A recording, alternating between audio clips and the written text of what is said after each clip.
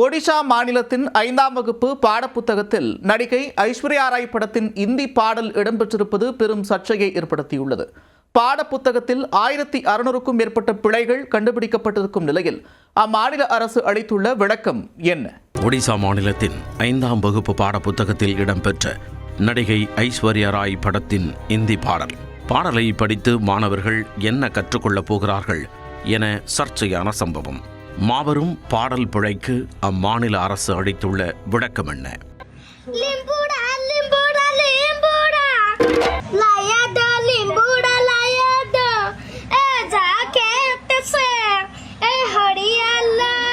ஒடிசா மாநிலத்தில் அண்மையில் 5ஆம் வகுப்பு மாணவர்களுக்கான அரசு பாடப்புத்தகங்கள் வெளியிடப்பட்டன. அந்த பாடப்புத்தகத்தில் நடிகை ஐஸ்வர்யா ராய் நடித்து 1999ஆம் ஆண்டில் வெளியான ஹம் தில் தே சுகேசனம் என்ற படத்தின் நிமுடா நிமுடா என்ற பாடல் இடம்பெற்றுள்ளது. மாணவர்கள் படிக்கும் பாடப்புத்தகத்தில் சினிமா பாடலா என சோசியல் மீடியா முழுக்க கடும் கண்டனங்கள் எழுந்துள்ளன. பள்ளி மாணவர்கள் பயிலும் பாடப்புத்தகத்தில் திரைப்பட பாடல் அச்சிடப்பட்டது எப்படி என்று கல்வியாளர்கள் உள்ளிட்ட பலரும் கேள்விகள் எழுப்பி வருகின்றனர்.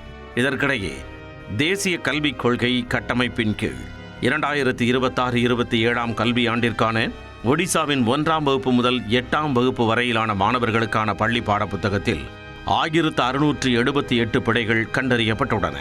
இத்தனை பிழைகளுடன் கல்வி பயிலும் மாணவர்களின் எதிர்காலம் என்னவாகும்? பள்ளி கல்வித்துறையின் இச்செயலால் ஒடிசா முழுக்க பெரும் சர்ச்சையான நிலையில் பிழைகள் சரி செய்யப்பட்டு திருத்தப்பட்ட பாடப்புத்தகங்கள் மாணவர்களுக்கு வழங்கப்படும் என்று ஒடிசா மாநில பள்ளி மற்றும் மக்கள் கல்வித்துறை அமைச்சர் நித்யானந்த கோண்ட் தெரிவித்துள்ளார்.